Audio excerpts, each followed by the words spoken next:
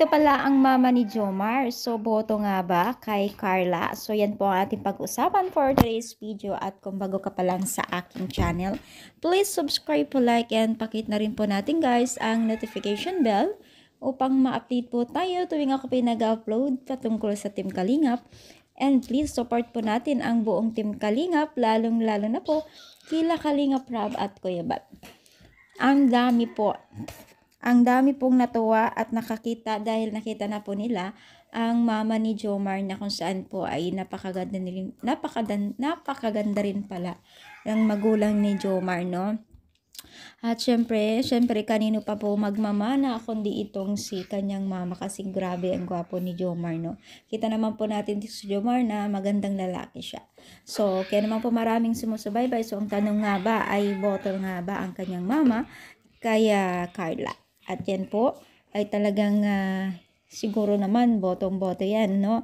Kasi si Carla sobrang bait, matalino, maasikaso at mapagmahal na anak, no? At syempre masipag din po siya. May pangarap sa buhay.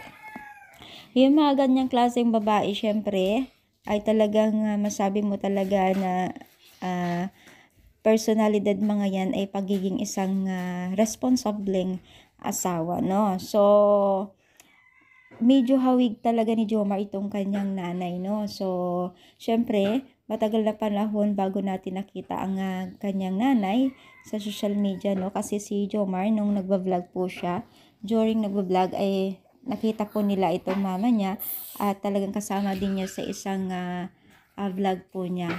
At marami po talagang natuwa dahil pinakilala na niya ang kanyang nanay.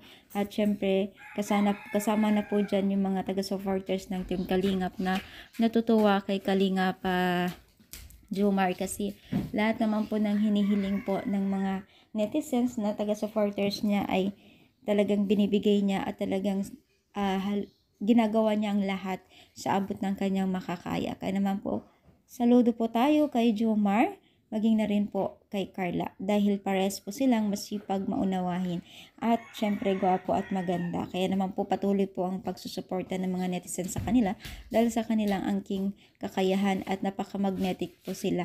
Napakabilis po nilang makapag-ipon ng taga-supporters nila, no? Sobrang nakakatuwa. So, ano sa palagay ninyo, kayo rin po ba ay natutuwa para kay Erica, ay kay Carla? I-comment down dito sa baba.